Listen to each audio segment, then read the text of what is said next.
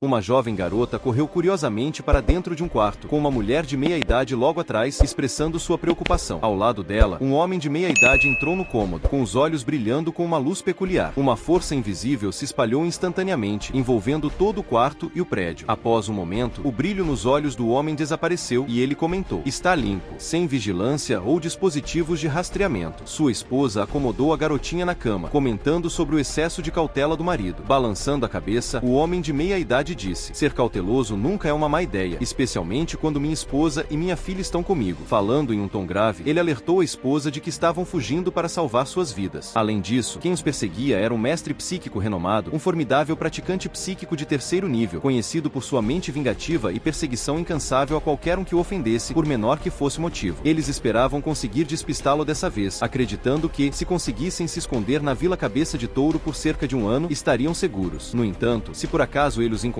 nem mesmo a força combinada do homem de meia-idade e do pai da mulher, ambos praticantes psíquicos de segundo nível, poderia garantir a vitória. A mulher suspirou, expressando seu desejo de que tudo acabasse bem. Fazia muito tempo desde que vira seu pai, e ela se perguntava como ele estaria. Seu pai era um praticante psíquico de segundo nível no auge do poder. O olhar do homem suavizou e ele deu um passo à frente, abraçando a mulher gentilmente enquanto sussurrava para confortá-la. Seu pai é muito habilidoso nas artes marciais. Talvez ele já tenha alcançado o terceiro nível. Tenho certeza de que está com boa saúde. O homem então fez uma promessa sincera: nunca deixaria nenhum mal atingir sua esposa e sua filha. A mulher assentiu e se aconchegou no peito do homem de meia-idade, sentindo um leve alívio. Não muito longe dali, a garotinha, vestida com um vestido vermelho, estava em cima da cama olhando pela janela. Lucian entrou na hospedagem organizada pela agência de viagens. Ele também liberou seu poder psíquico, muito mais forte do que o do homem de meia-idade. Ele não apenas cobriu todo o prédio, como também inspecionou todas as estruturas ao redor, incluindo os transeuntes. Tirando alguém escondido à distância, observando atrás dos arbustos, não havia nada de anormal. Ele arrumou um pouco o local e se sentou na cama, tirando de seu bolso um pequeno frasco de vidro. Dentro do frasco havia uma dúzia de pequenas pílulas pretas. Lucian pegou uma delas e a engoliu. Sentiu o suplemento percorrendo seu corpo, transformando-se em uma onda de calor que fluía por seus membros e ossos. Sentia sua energia vital aumentar, e o progresso do refinamento de seus ossos com a técnica do corpo dourado e imortal avançava. Lucian esboçou um sorriso satisfeito. Sabia que,